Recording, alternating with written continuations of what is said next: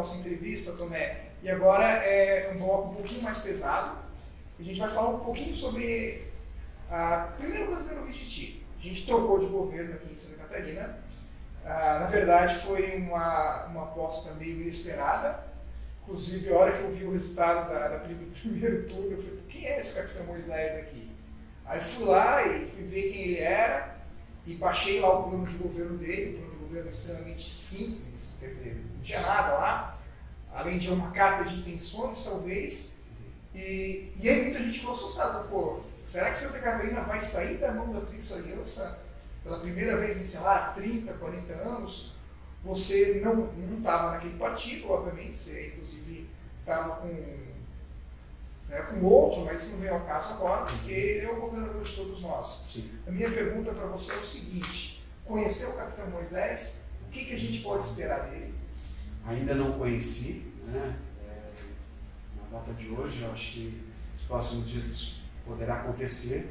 Tive já com a grande parte da sua equipe de governo. Semana que vem estarei com mais uma parte da equipe de governo, voltando em outras áreas do governo que eu já fui, buscando o melhor para Rio do Sul.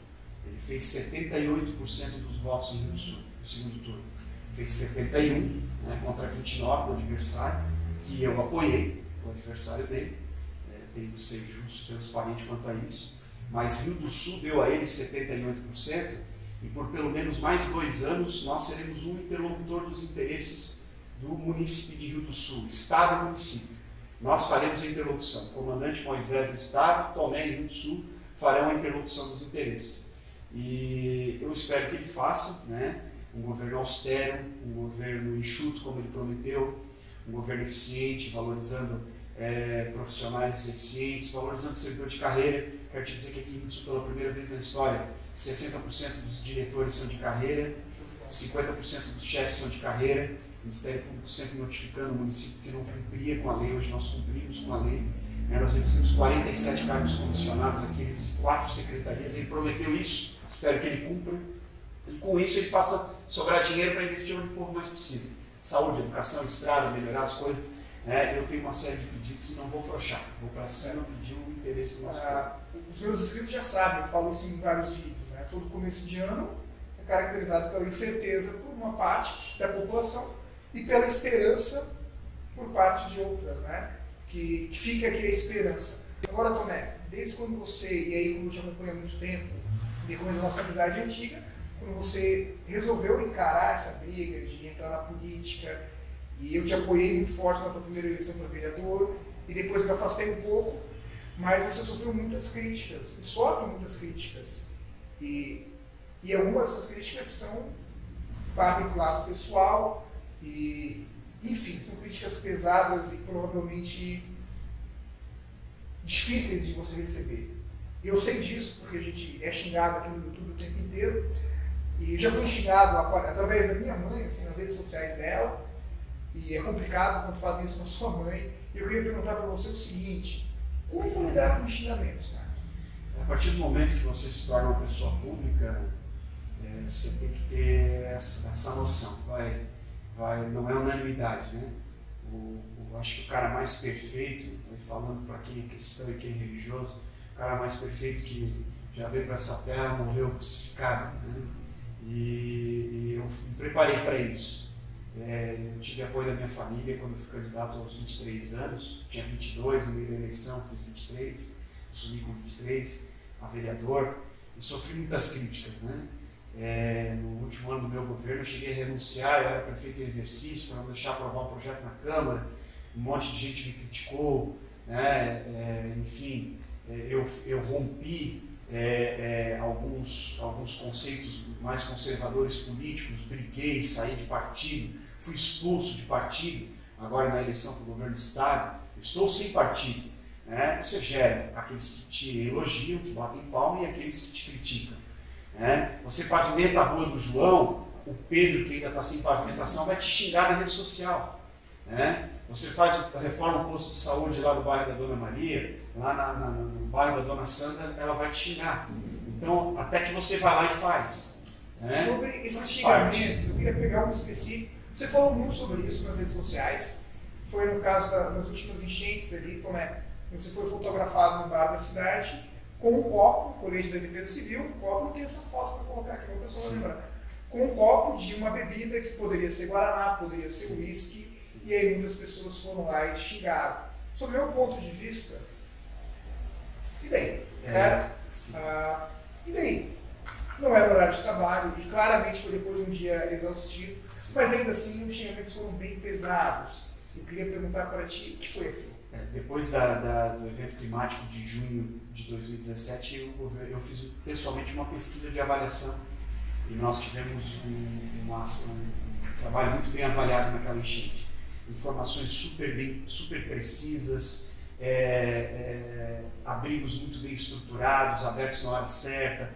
Estipulamos pela primeira vez na história, as enchentes vêm dos governos do Milton, do governo do Gariba, e nós estipulamos a cota de inundação, mas antes disso o estado de atenção, ou seja, vai chegar na tua casa com 11, mas se chegar com 9, você tem que tirar as coisas. Nós fomos com força, informação precisa. Eu fui para um estabelecimento, um restaurante aqui de Rio do Sul, pizzaria, lanchonete, enfim, bar, era por volta das 11h30 da noite, né? Fui fazer um lanche e tirar uma dúvida da proprietária do estabelecimento, que inclusive retirou os equipamentos do seu estabelecimento e a água não chegou lá. Mas ela não me xinga por isso até hoje. Ela entende que ela teve margem de segurança e não comprometeu nem o seu estoque, nem os seus equipamentos. Mas eu fui lá para dizer, olha, os seus funcionários estão aqui, aproveita para levar para o andar de cima, e foi o que aconteceu. Eles fizeram um lanche para mim, trouxeram um Guaraná lá, eu tomei um Guaraná com gelo, né? Guaraná mesmo, Guaraná da marca Guaraná, e comi um lanche e segui em frente. Voltei para a Defesa Civil, era por volta das 2h da manhã. Mas assim, ó, o pessoal que segue no Instagram sabe que eu sou um fã de cerveja. Tinha muita garrafa atrás. E eu bebo muita cerveja. Eu também. Isso absolutamente não fere o meu trabalho.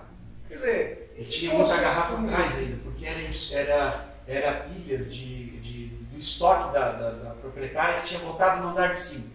Né? Inclusive a foto foi feita por um funcionário. Né? Mas aí vem a questão, e se fosse uma cerveja, se fosse um uísque? Eu estava com o colete da Defesa Civil, acho que seria impróprio. Eu estava com o colete oficial. Né? Isso penso que não caberia. Né? Apesar de foi uma passada muito rápida, ela me agradeceu pelo gesto, por ter dado as informações e, né, gentilmente me serviu uma janta que eu estava realmente com muita fome. Mas eu acho que o errado seria isso, eu estar portado de uma vestimenta oficial. E isso foi complicado, foi no começo de mandato, e às vezes é um desgaste de Queiroz, né? Sim. Que um governo que está começando, de repente, não precisa. Sim. Agora, outra coisa que veio logo depois disso, e você também recebeu muitas críticas, foi a questão dos altos salários. A questão do seu salário pessoal e do grupo aqui, digamos assim, do primeiro escalão do governo municipal. O que você teria a dizer sobre isso? Salário herdado, o salário é igual dos governos anteriores, com reajuste base do servidor. Gente, isso é hipocrisia. Isso é idiotice pura. As pessoas precisam conhecer de fato a verdade. E eu te agradeço por tu me oportunizar o teu canal para eu poder de uma forma até à vontade dizer isso. É coisa de hipócrita que faz isso. Eu falo isso com todas as letras porque nem Milton Obos reduziu a base salarial, nem Jailson reduziu a base salarial, nem Nod Perissete reduziu a base salarial, nem Gariba reduziu a base salarial. O que eu fiz hoje? Hoje eu congelei o salário. O governo anterior, 6 meses antes do dia da eleição, baixou um decreto, o decreto é temporário, reduzindo 10, 15% os salários. Esse decreto caiu no final do ano, voltou um salário normal. O que eu fiz? Eu, por lei, durante todo o mandato, congelei tanto o meu salário quanto o do meu vice-prefeito Paulo Cunha. Quanto os meus secretários precisam ser bem pagos, senão você não traz profissionais bons para dentro da prefeitura. Hoje eu tenho um secretário de Fazenda que é auditor, eu tenho um secretário de Gestão de Governo que é pós-doutor, eu tenho uma secretária de assistência social que é mestre em assistência social, eu tenho um grupo seleto trabalhando para nós. Eles não vêm por um salário baixo. O nosso salário ele está proporcionalmente comparado a municípios como Gaspar, Brusque, Indaial, Blumenau, Jaraguá do Sul, proporcionalmente ao PIB desses municípios e ao número de habitantes. Então, nosso salário nem é o mais alto, nem o mais baixo. Né? Então, deixar bem claro, o meu salário está congelado e ele foi herdado. Quando dizem que eu tenho um dos maiores salários, o prefeito anterior também tinha. E antes do prefeito anterior, o outro prefeito também tinha um dos maiores salários. Todos reajustados anualmente, coisa que o meu salário não está sendo. Deixa claro para todos os inscritos aqui, como nós somos servidores públicos, tanto o meu salário quanto o do Tomé estão disponível no Portal Transparência. Meu no estado, dele no Portal Transparência do município. Então, hoje não vai falar aqui do salário, quem quiser ver pode acessar lá e pode ver isso. E paralelo a isso, Tomé, você teve um outro problema, que foi uma acusação que acabou levando a uma condenação em primeira instância e uma absolvição em segunda instância. Isso foi curioso, porque na época havia uma foto sua, né, dos protestos contra o presidente Dilma, falando sobre a mudança, começa aqui, essa foto viralizou, e logo depois era você que estava sendo acusado lá de participar de um processo, bom, enfim, né, de suposto caixa 2 e tráfico de influências e assim por diante. Esse processo, pelo que me consta, foi arquivado pela citação ao então deputado Milton Lopes, que goza do foro privilegiado, então logo as investigações acabaram acarretando irregularidades. Algo parecido está acontecendo também agora com Queiroz e o Flávio Bolsonaro. A pergunta que eu faço para você é o seguinte: esse processo, ele vai continuar depois que o Milton Lopes perder esse foro? Você está tranquilo em relação ao que aconteceu? Primeiro, o Milton ainda tem mais tempo de foro privilegiado que eu. Ele foi reeleito, tem mais 4 anos, eu tenho mais 2 anos. Não tenho nenhum receio quanto a isso. A campanha nossa foi muito barata, campanha simples, candidatos a vereadores com pouquíssimos recursos. Na leitura do dia da votação, eu estive lá no plenário do Tribunal Eleitoral em Florianópolis. O que ficou muito claro? Que além do foro privilegiado, houve uma tentativa de contaminação de provas, entendeu? Primeiro, uma contaminação contábil, você unir os valores do candidato a prefeito, mais dos candidatos a vereadores, que eram cerca de 35 candidatos a vereadores. Só na prestação de contas do prefeito, cada candidato a vereador teve um X para gastar. A investigação inicial unificou os gastos, e aí deu abuso de poder econômico. A nossa defesa provou contabilmente de que, desmembrando os recursos, inclusive citados nos papéis todos que foram nas casas do nosso tesoureiro de campanha, voluntário, né, amigo da gente que fez, do coordenador voluntário de campanha que a gente teve, todo mundo fez voluntário, os materiais que foram pegos todos comprovaram isso. Vereador fulano ali que foi pego, que daí dos autos se montou a contra-resposta, a nossa resposta, a nossa defesa. Nós provamos isso, né?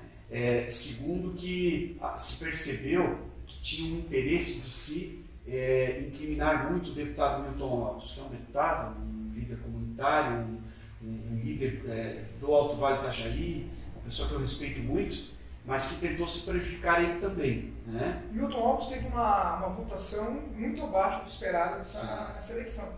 Você acha que é reflexo disso? Eu acho que é a onda da mudança que nos engoliu, todos nós.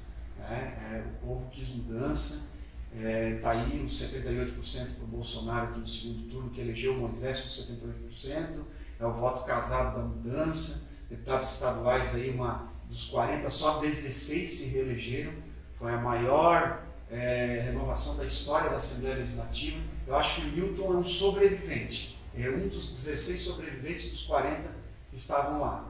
Então, assim, 24 caíram, né?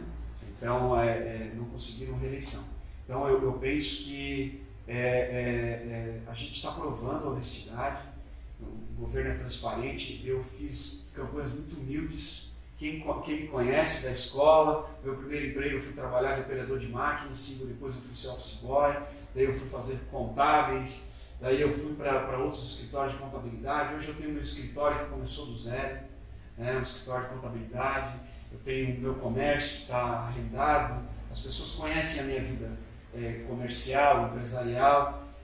Eu hoje, graças a Deus, tenho um sucesso empresarial porque foi construído ao longo desses, 16 anos depois de sair da escola.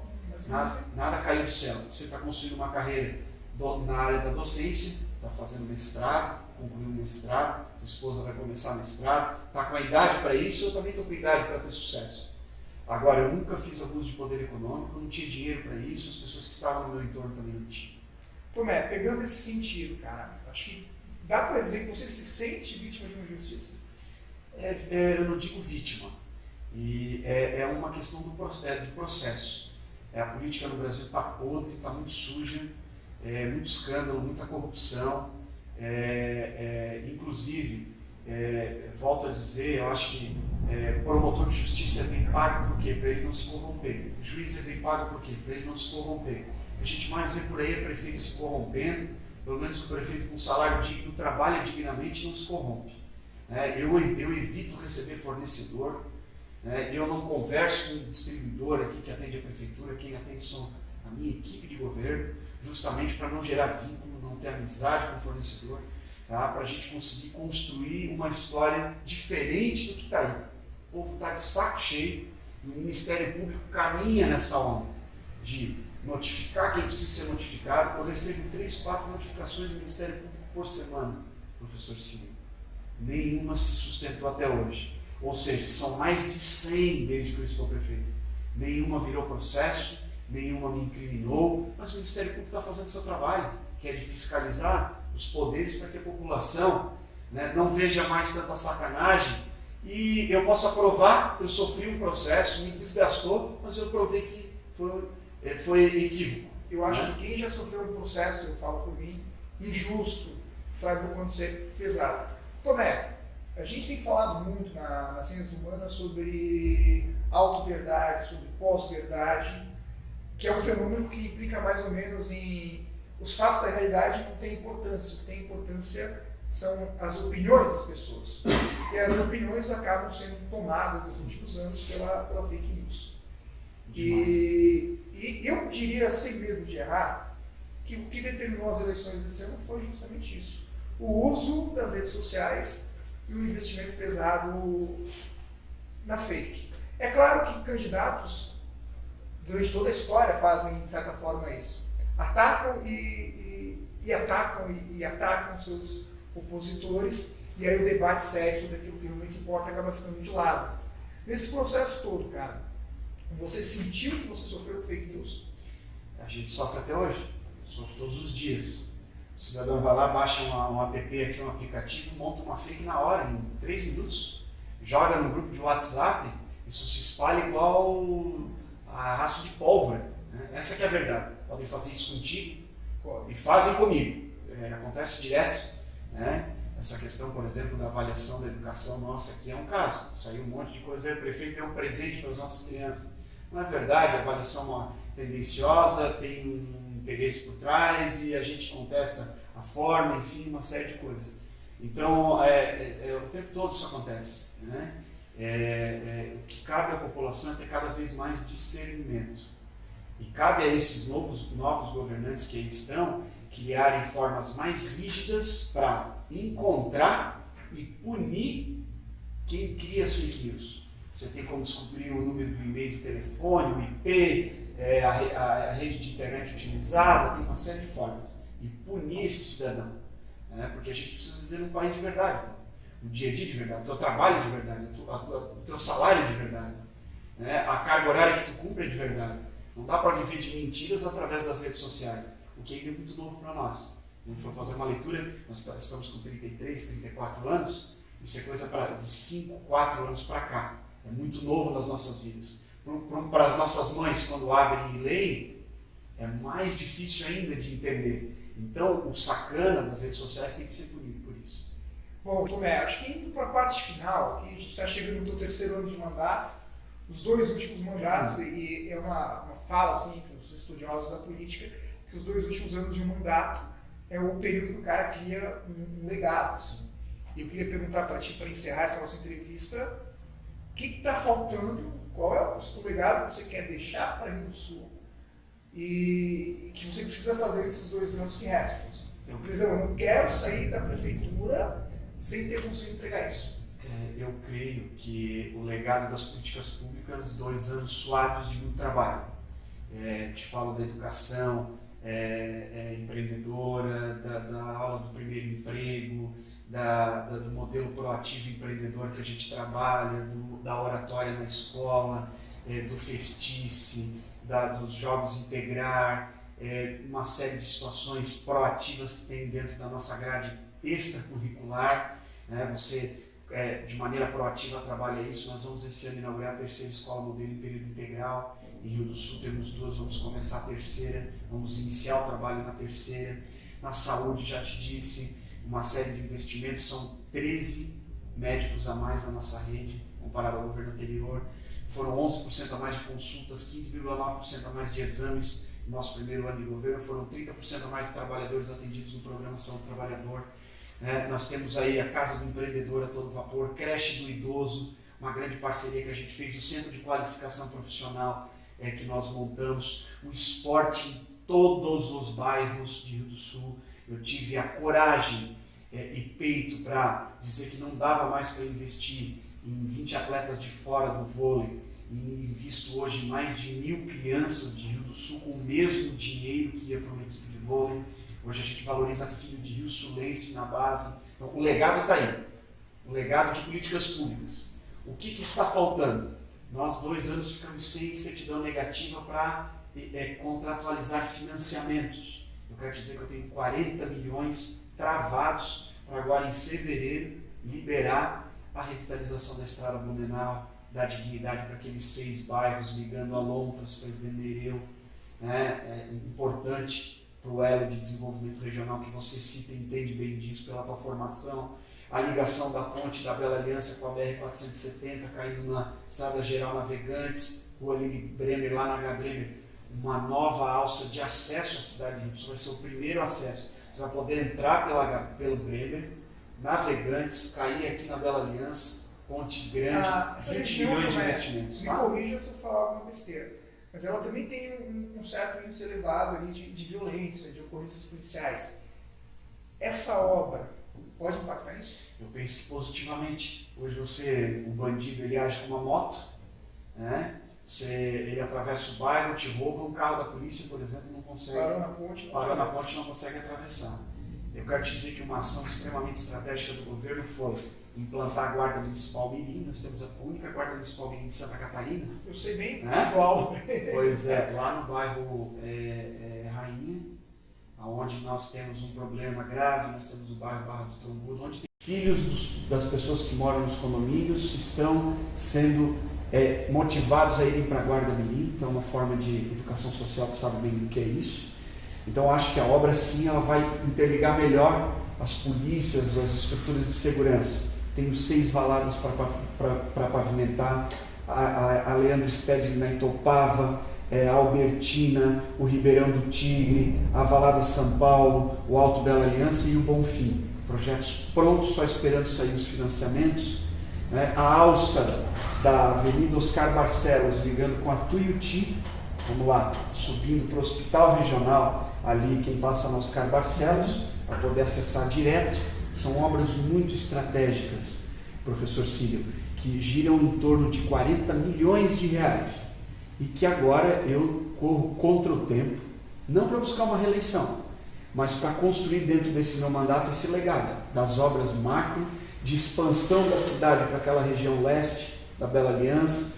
Estamos terminando o projeto da ligação do Búdaro com Canoas, fazer da Dom Pedro II a entrada da cidade só a entrada, você volta na Imperatriz Leopoldina, só a saída, pavimentação asfáltica, dá vida para o bairro Canoas. Tem a licitação da Praça Juscelino Kubitschek, está lá a placa, inclusive, do governo do estado, só falta começar a obra.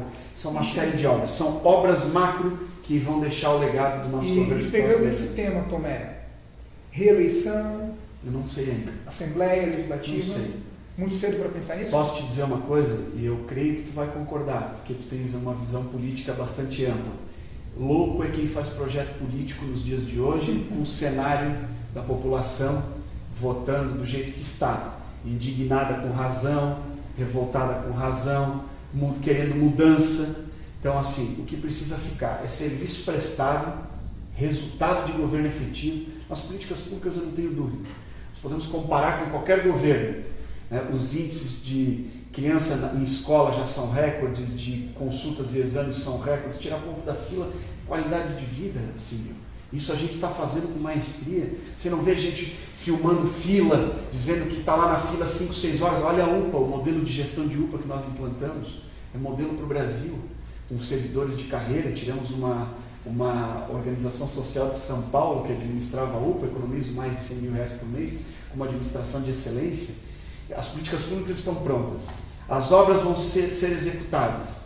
O projeto político a gente tem que avaliar o momento. Deixa eu Agora eu pegar não consigo fazer projeto. uma obra que está me incomodando e eu queria saber de ti o que vai acontecer com ela. A ampliação do Parque Areópolis.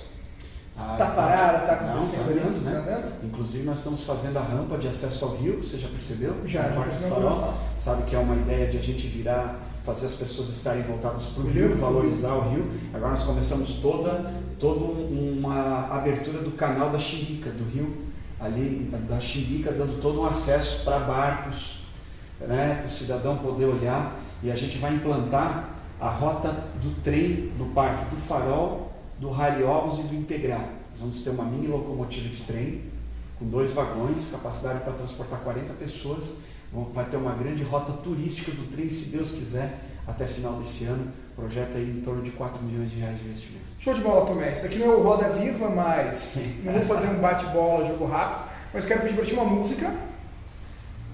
Back in Black do ICC. Muito bem. E deixa você encerrar aqui, dar um recado aí para os meus inscritos, o pessoal vai ver esse vídeo. Estou aqui com o prefeito Tomé, prefeito da Cidade do Sul, e ele tem um recado para vocês então. Galera, parabéns por acompanharem, né, o trabalho do professor Sigel, bate-papo com nível intelectual bastante elevado. Eu agradeço a sabatina, isso é propositivo, é legal, nos remete aí a falar coisas que muitas vezes, né, com a diplomacia de uma tribuna de câmara ou de uma reunião de uma entidade a gente não pode, mas aqui a gente está livre para falar de coisa boa, de coisa difícil de falar, que o teu trabalho prospere, que os teus internautas e os teus inscritos sejam cada vez maiores. Esse trabalho, como eu falei em off, oi? Quantos inscritos tem? Quase 2.000. Quase 2.000, parabéns. É que esse teu trabalho, eu falei em off para ti, né, sirva de exemplo, professores saírem dessa ação mesmice da sala de aula. Eu sempre digo, a educação não é só lápis, caneta, caderno, borracha, educação é muito mais. A educação não é só a hora-aula, inclusive o internauta que é teu aluno. A educação é o estudo fora do eixo, é pesquisa, é mais informação verdadeira, e acompanhar aqui o canal do professor Ciro, porque a gente aqui falando de administração pública. E é importante você inscrito aí estar a par das ações da administração pública. Muito bem, então, pessoas, espero que gostem do vídeo, se inscrevam, compartilhem, claro, compartilhem, deixem comentários, perguntem para mim, que eu deixei de perguntar também, o que eu poderia ter perguntado para mim. Unidades, forte abraço a todos. Valeu, Tomé, obrigado. Até mais, galera. Muito bom. Show, parceiro. Show.